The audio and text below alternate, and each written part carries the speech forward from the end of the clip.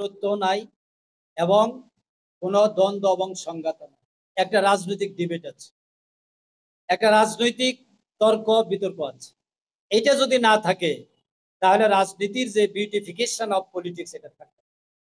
দেখেন, বাংলাদেশের জনগণ ডিসাইড করবে কারা রাষ্ট্র ক্ষমতায় যাবে, ভোটের মাধ্যমে হবে।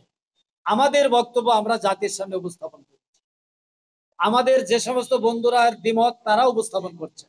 এখন পিপল উইল ডিসাইড যে তারা কোনটাকে সমর্থন দিবেন।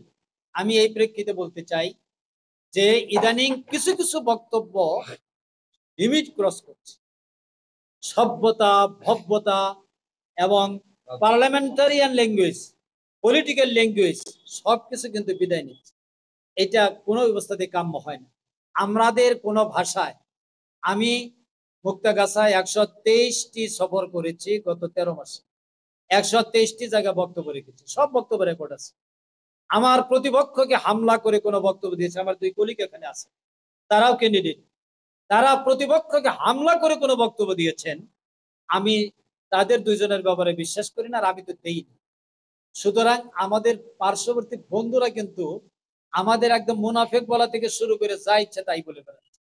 ওনারা বলতে পারেন, আমরা মনে করি এটা কাদা সরাসরি নয়, এটা হলো তাদের অযৌক্তিক যুক্তি। অযৌক্তিক যুক্তি কোনোদিনও মানুষ গ্রহণ করবে। জামাত তার যৌক্তিক রাজনীতি করছে এবং যৌক্তিক রাজনীতি করে যাবে। আজকে যে জাগরণটা সৃষ্টি হয়েছে, এই জাগরণটা হয়েছে একটা মরালিটির পক্ষে, আইডিওলজির পক্ষে এবং পরিবর্তনের পক্ষে।